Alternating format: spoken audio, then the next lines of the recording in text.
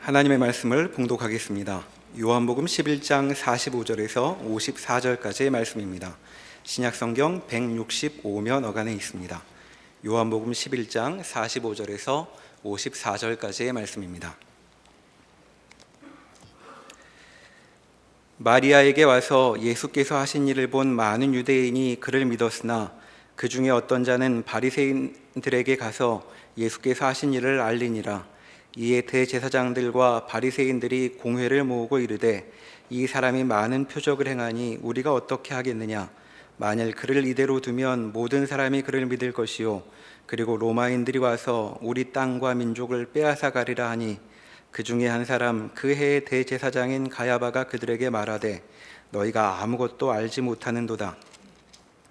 한 사람이 백성을 위하여 죽어서 온 민족이 망하지 않게 되는 것이 너희에게 유익한 줄을 생각하지 아니하는도다 하였으니 이 말은 스스로 함이 아니요 그 해의 대제사장이므로 예수께서 그 민족을 위하시고 또 그 민족만 위할 뿐 아니라 흩어진 하나님의 자녀를 모아 하나가 되게 하기 위하여 죽으실 것을 미리 말함이로라. 이날부터는 그들이 예수를 죽이려고 모의하니라. 그러므로 예수께서 다시 유대인 가운데 드러나게 다니지 아니하시고 거기를 떠나 빈들 가까운 곳인 에브라임이라는 동네에 가서 제자들과 함께 거기 머무르시니라. 아멘. 예수님께서 나사로를 살리신 이 사건으로 인하여 당시의 당국자들, 권력자들은 예수를 죽이기로 결심합니다. 오늘 본문에도 나왔듯이 많은 사람들이 예수를 따르고 예수께서 기존에 있었던 당시의 권력자들의 권위와 가르침을 깨뜨리시는 새로운 말씀과 인도로 자신들의 자리가 어려워지고 로마의 속국으로 자치권을 인정받고 있던 이 유다가 이 일로 인하여 이스라엘 자치권을 쥐고 있는 당국자들의 지위를 해제하고 직접 통치를 하러, 말하자면 이런 종교적 어떤 세력이 로마의 통치에 장애가 되지 않을까 하는 두려움이 험한 결과를 가져올 것이다. 물론 당국자들의 개인적인 이해관계가 깊이 들어있지만 그런 명분으로 예수를 죽이기로 합니다.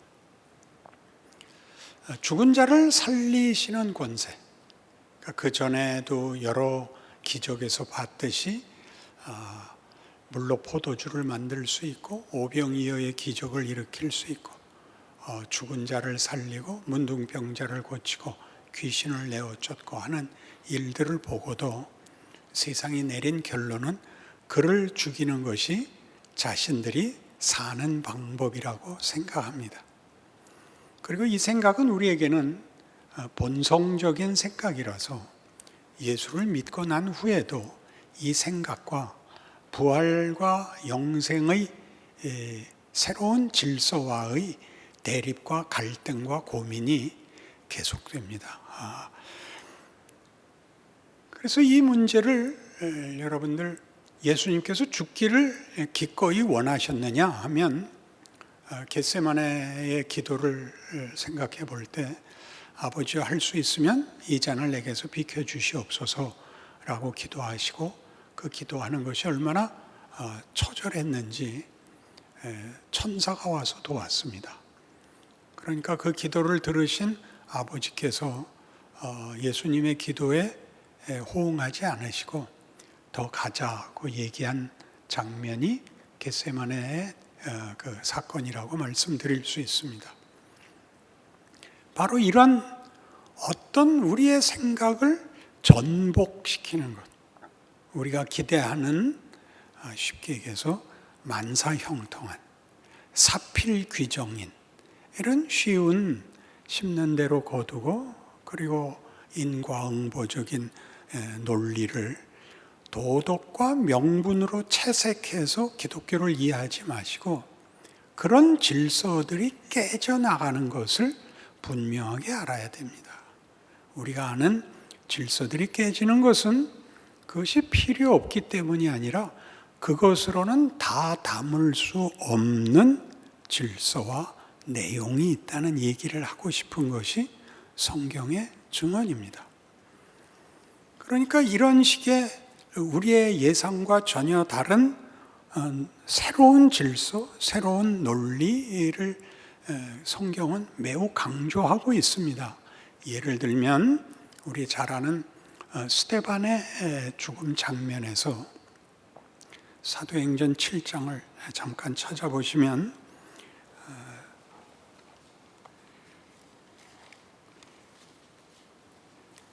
긴 설교 끝에 스데반이 이런 결론을 내립니다. 51절, 사도행전 7장 51절. 목이 곧고 마음과 귀에 할례를 받지 못한 사람들아, 너희도 너희 조상과 같이 항상 성령을 거스르는도다. 너희 조상들이 선지자들 중에 누구를 박해하지 아니하였느냐? 의인이 오시리라 예고한 자들을 그들이 죽였고 이제 너희는 그 의인을 잡아준 자여 살인한 자가 되나니 너희는 천사가 전한 율법을 받고도 지키지 아니하였도다. 이 상대방은 말하자면 바울이죠. 바울이 스데반을 죽이러 왔고 너희의 조상들은 예수가 오신다라는 그 귀한 약속과 예언을 했음에도 불구하고 그들의 말 듣지 않고 그들을 죽였고 너희는 그 주인공인 메시아를 죽였다. 이렇게 아주 혹독하게 꾸중을 하자 그들이 이 말을 듣고 마음에 찔려 그를 향하여 이를 갈거늘 스데반이 성령 충만하여 하늘을 우러러 주목하여 하나님의 영광과 및 예수께서 하나님 우편에 서신 것을 보고 말하되 보라 하늘이 열리고 인자가 하나님 우편에 서신 것을 보노라. 그러니까 장면을 보세요. 지금 생사가 갈리는 자리잖아요. 안쪽은 스데반을 죽이러 왔고 스데반은 저들에게 너희가 잘못하는 거고 너희는 천벌을 받아 마땅하다 이 바보들아 하는 장면이잖아요. 하늘이 열리고 예수께서 서십니다. 재판장이시죠 지금. 재판장으로 서셔서 스데반 보고 네가 죽어라 그런다니까요. 판결이. 우리는 여기가 아주 자기 좋게 이렇게 섞여서 스데반이 여기서 복을 받은 것처럼 하나님의 영광이 드러났다고 쉽게 얘기한단 말이죠. 하나님의 영광이 지는 모습으로 죽는 것으로 틀린 자리로 보이는 곳에다가 담았다라고 얘기한다고요. 그러니까 여러분 제일 신앙생활에서 어려운 게 뭐죠? 이해가 되지 않는 거잖아요. 여러분의 이해의 근거와 질서는 뭐죠? 잘한 사람이 복을 받아야 되잖아요. 그러니까 잘한 사람이 예수님 스스로 하는 재판에서 판결에서 네가 죽어라를 당한다니까요. 싫죠. 2부에도 알아듣는 사람이 별로 없었어요. 이게 성경이 하는 희한한 여태껏 우리가 몰랐던 어떤 질서가 기존의 질서를 깨는 정도가 아니라 덧씌우고 있단 말이죠. 덧씌우고 있다고요. 늘 이런 표현을 쓰죠. 조용필 무대를 봤어. 그 뭘 본 거라고요? 조용필의 공연을 본 거죠. 무대가 전부가 아니라 무대 위에서 공연을 하잖아요. 그러나 말을 조용필 무대를 봤어. 근데 그걸 잘못 알아듣고 무대를 튼튼하게 만들고 깨끗하게 만들고 아무도 못 올라오게 하는 게 전부가 됐고 그 무대 위에서 공연을 한다는 것. 공연을 하면 무대는 쓸모없다. 그렇게 얘기하는 게 아니라는 것을 우리는 기독교 신앙이 도대체 어떤 질서, 어떤 새로운 기적을 우리에게 주었고 요구하고 있는가를 현실과 융합시키지 못하고 있단 말이죠. 그러니까 이런 어떤 모순, 어떤 전복적 얘기는 성경에 아주 중요한 대목마다 나와요. 바울 얘기 하나 갖고 우긴다. 그럴 수 없죠. 더 나가보죠. 로마서 9장.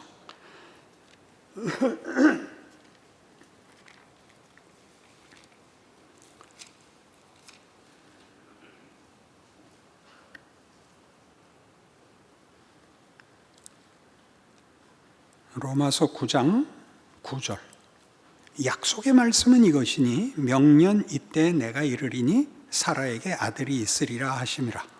그뿐 아니라 또한 리브가가 우리 조상 이삭 한 사람으로 말미암아 임신하였는데 그 자식들이 아직 나지도 아니하고 무슨 선이나 악을 행하지 아니한 때에 택하심을 따라 되는 하나님의 뜻이 행위로 말미암지 않고 오직 부르시는 이로 말미암아 서게 하려 하사 리브가에게 이르시되 큰 자가 어린 자를 섬기리라 하셨나니 기록된 바 내가 야곱은 사랑하고 에서는 미워하였다 하심과 같으니라.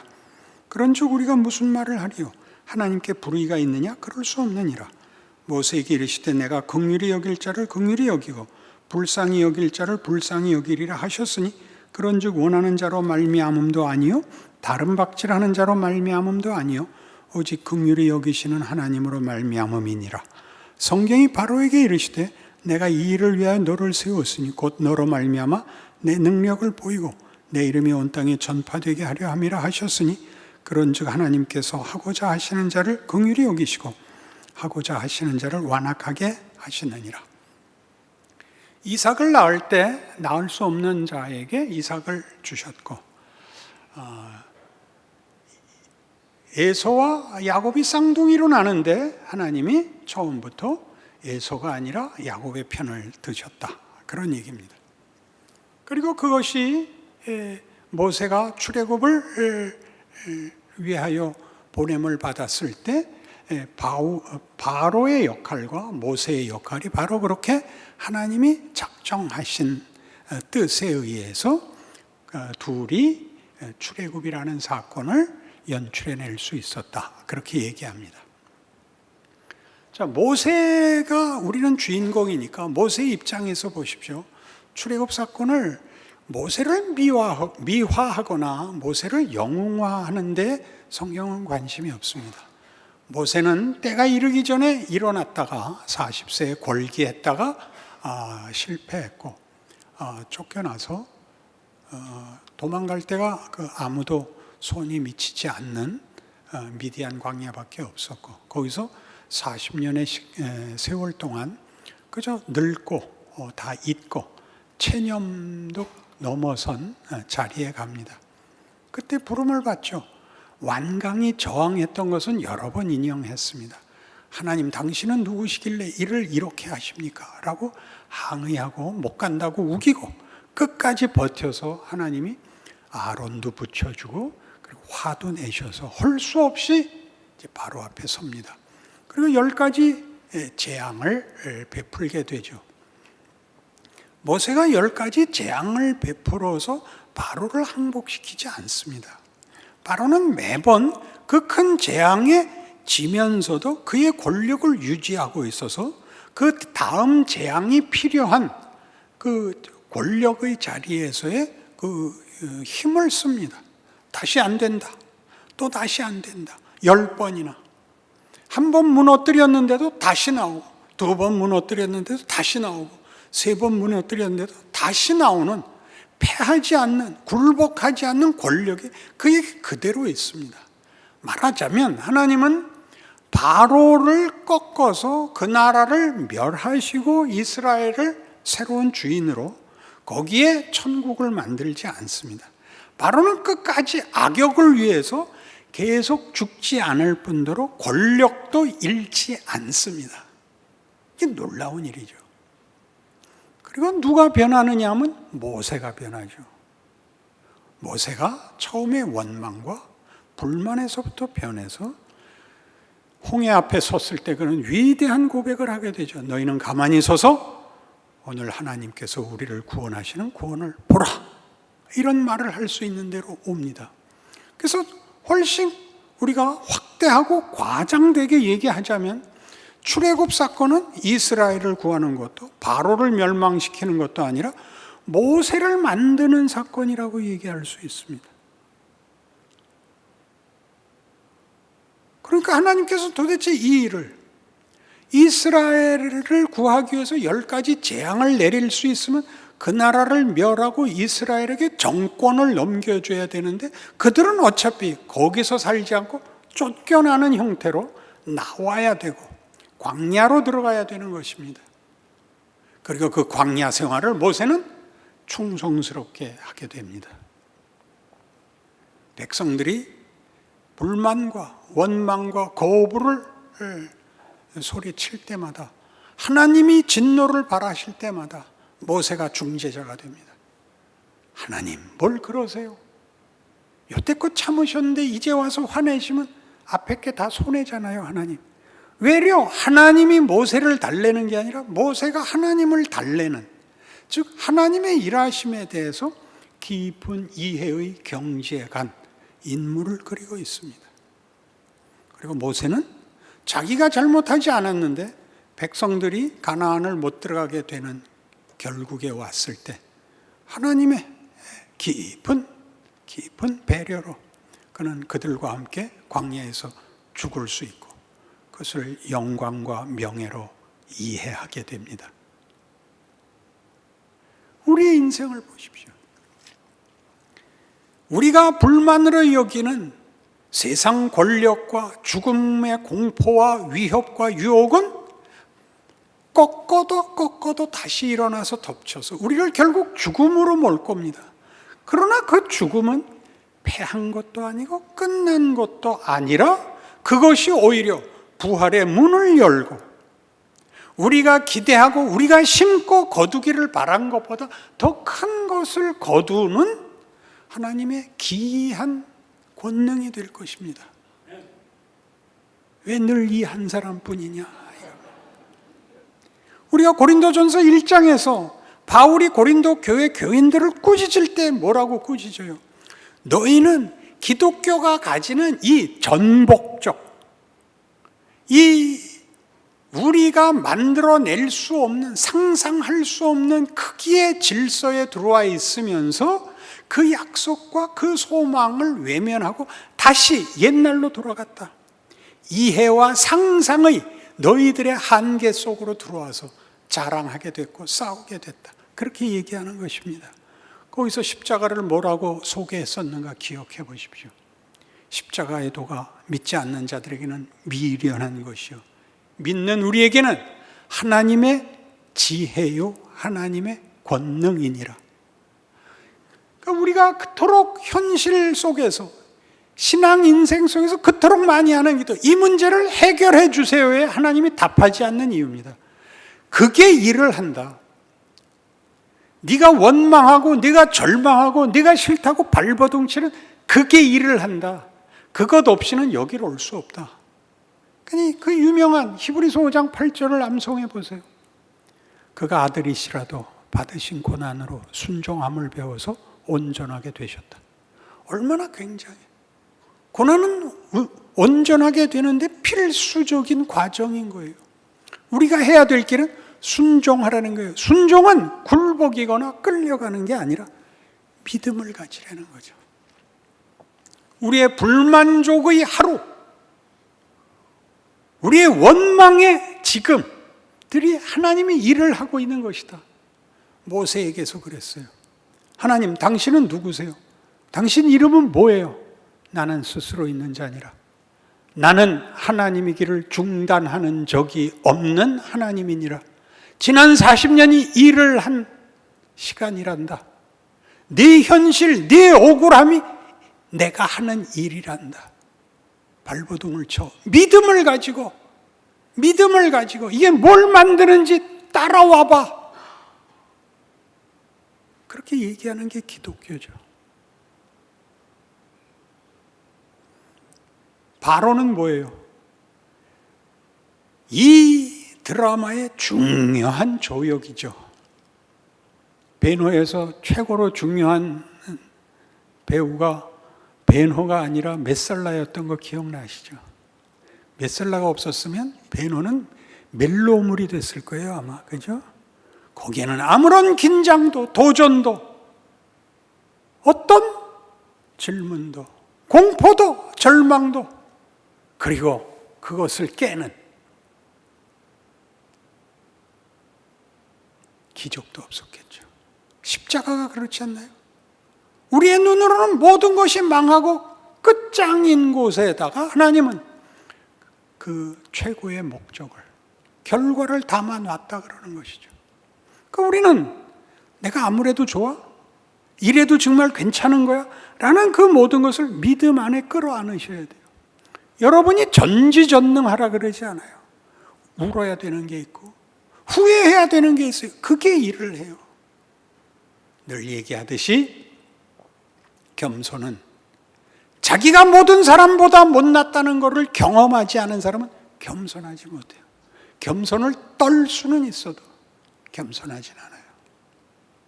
정직은 거짓말을 안 하는 게 아니라 비난하지 않는 거예요.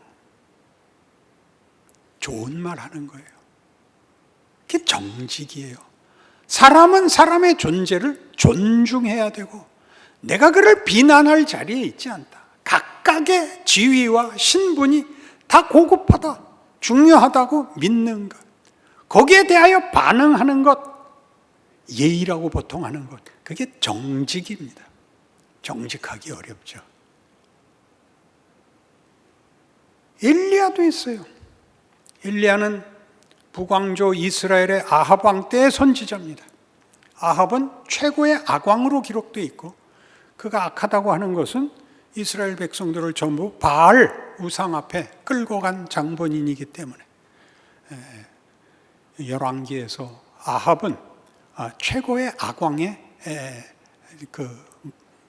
중심에 있습니다. 그때 엘리야를 보내죠. 엘리야는 고생 많이 합니다. 아합을 꾸짖어야 하고, 그래서 아합이 엘리야를 죽이려고 하고 피난 다녀야 되고 숨어 살아야 하고, 하나님은 북왕조 이스라엘에 분노하셔서 3년 6개월 동안 비를 안 내리십니다. 그래서 이스라엘 온 땅이 신음하게 되는데 기가 막히게도 그 저주를 한 엘리야 탓이라고 생각을 하지, 자기네들이 하나님을 외면하고 바알을 섬겨서 벌을 받고 있다고 아무도 생각하지 않습니다. 그리고 어떻게 해서든지 하나님 믿는 자들을 다 죽여서 나중에 엘리야가 느끼기에 자기 하나만 남은 것 같은 때, 그쯤에 하나님이 갈멜산으로 인도합니다. 바알과 하나님 사이에서 이스라엘 백성 앞에 누가 참 신인가 증명을 하는 전투가 벌어지죠. 각각 제단을 쌓고 제물을 놓고 자기 신에게 빌어서 어느 신이 그 제물을 연납하는가 보자 하는 싸움에 당연히 아합도 왔고 바알의 제사장들도 잔뜩 왔고 450명의 바알 제사장들과 엘리야는 혼자이고 많은 백성이 와서 지켜보는 가운데 바알을 섬기는 그의 제사장들의 제물은 연락되지 않습니다. 그들은 자기 몸을 찢고 바알을 부르고 별짓을 다 하지만 아무런 반응이 없고, 이제 두 번째 엘리야가 제단을 쌓고 제물을 드리고 기도하자 하늘로부터 불이 내려와 그 제단을 핥고 그 제물을 받습니다. 그래서 모든 백성이 하나님만이 유일한 우리의 하나님이시다, 바알 제사장들을 다 쳐 죽이고 아합은 놀래서 궁으로 돌아가는데 비가 오죠. 3년 반 동안 다쳤던 비가 옵니다. 엘리야가 너무 신이 나서 그 마차 앞에서 뛰어 들어갑니다. 말이 모는 마차 앞에서 뛰어 사마리아 궁에 뛰어 들어갑니다. 이제는 하나님의 세상이 됐다. 이제는 정당한 나라가 될 것이다. 악의 근본 본거지인 이 궁이 멸망하리라. 들어왔는데 이세벨이 딱 아직도 막강한 세력을 가지고 이렇게 꾸짖죠. 내가 24시간 내에 널 죽이지 못하면 난 성을 갈겠다. 엘리야가 얼마나 놀랐으면, 그 말 한마디에 놀란 게 아니죠. 그 폭력이, 그 세력이 아무런 해도 입지 않고 있더라고요. 제가 예전에 그렇게 말하곤 했는데, 저 백두산에서 사이판까지 도망갑니다. 거기 시내산, 그 열왕기에서는 다른 이름인 호렙산으로 명명된 산에 굴에 가서 지쳐 빠져 죽여주십시오가 되죠. 하나님이 찾아와 묻습니다. 엘리야야, 엘리야야, 네가 어찌 여기 있느냐? 하나님 왜 여기 있겠어요? 다 죽고 나마저 찾는데 이제 끝장 다 봤잖아요. 엘리야야, 너 내일 아침 굴 앞에 나와라. 내가 너를 만나주마. 굴 앞에 나오자 지진이 일어나고 불이 지나가고 바위를 쪼개는 바람이 지나가는데 거긴 하나님이 안 계시고, 그 후에 세미한 음성 가운데 하나님이 등장하십니다. 엘리야야, 엘리야야, 네가 왜 여기 서 있느냐? 하나님, 모든 하나님 믿는 자를 다 죽이고 나만 홀로 남아서 이제 내가 목숨을 구하기 위하여 여기 섰습니다. 그러냐 엘리야야, 너는 이제 내려가서 하사엘을 만나 아람 왕으로 세우고 예후를 만나 그를 북왕국 왕으로 세우고, 그리고 엘리사를 만나서 내 후임을 삼아 선지자로 세우라. 그게 답니다. 하사엘이 앉게 되는 권좌, 아람 왕이란 우리 지리적 형편으로 보면 과장해서 중국 왕이 되는 거고, 예후가 왕이 되는 북이스라엘은 북조선의 왕이 되는 것입니다. 둘 다 남왕국 유다에게는 중요한 대적들이고 위협입니다. 그 두 왕을 세우라. 무슨 뜻이에요? 이 역사가 계속되어야 된대요. 나 일하고 있다. 이 컨텍스트가 본문이 아니다.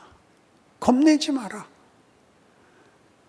너 같은 충성된 자를 많이 만드는 게 네가 할 일이 아니고 그 나라들을 계속 이어가고, 네가 할 일은 엘리사에게 맡기면 엘리사가 계속해서 일을 할 거다. 내가 일하고 있다.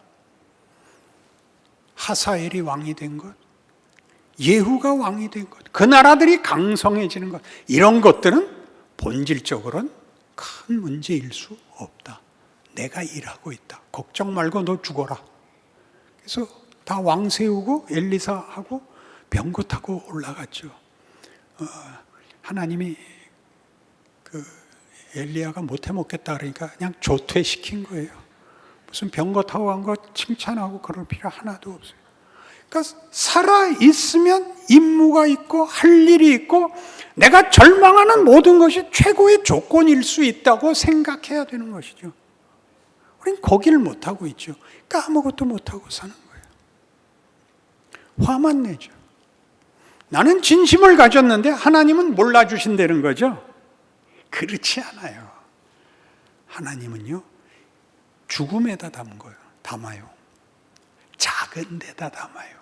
우리가 아는 큰 게 아니고, 우리가 아는 승리가 아니고, 하나님의 승리는 죽음으로 보여준 것 같이 자존심과 우월감을 낮춰 자신을 몽땅 내놓는 섬김이에요. 사랑이에요. 마음껏 섬기고 마음껏 내주고 마음껏 사랑해라. 이게 내가 만드는 나라, 내가 너희에게 맡긴 임무, 너희의 인생에서 해볼 수 있는 기쁨이요 영광이란다. 이렇게 말하는 것이죠. 다음엔 제발 4부로는 나와주세요. 어렵습니다만 생각을 해보십시오. 인간의 가장 위대함은 인간이 진정한 인간성을 가지는 것인데, 진정한 인간성의 가장 본질된 내용은 이겁니다. 인간의 명예, 인간의 자랑은 폭력이어서는 안 됩니다. 공포여서는 안 됩니다. 비난이나 심판 같은 것들은 다른 사람 보고 하라 그러십시오. 여러분은 위로하시고 용서하시고 품으시고 옆에 서시고 사랑하십시오. 이것이 하나님이 오늘 우리에게 맡긴 것이요, 예수의 생애입니다. 예수의 생애. 필요한 걸 모든 걸 해줬지만 당신의 우월감을 증명하기 위하여 공포를 불어들이는 적이 없는 공생애, 그의 성육신, 우리에게 부탁한 책임이 아니고 기회, 짐이 아니고 영광, 이 인생을 살아내시는 복된 여러분의 기적이 각자의 것이 되기를 바랍니다. 기도하십시다. 하나님 아버지, 우리는 위대한 존재이고 우리는 기적의 생애를 살고 있고 우리의 현장은 구체적인 것입니다. 말로 때울 수 있는 것이 아니라 우리 몸뚱아리로 해낼 수 있는 참으로 기쁨과 감사와 놀라운 존재이지요. 그 기회를 살고 있습니다. 저 세상에서는 계속 으르렁거리죠. 너 그렇게 살면 안 돼. 죽어. 속지 말게 하여 주옵소서. 믿음 가지게 하여 주옵소서. 십자가의 승리를 우리 생애에 반복해서 구현하게 하여 주옵소서. 우리가 지금 겪는 모든 어려움들이 하나님과 예수님의 약속과 함께 하심을 방해할 수 없고 우리의 우리된 신앙생활을 손해보게 할 수 없다는 것을 믿고 이기게 하여 주옵소서. 예수님 이름으로 기도합니다. 아멘.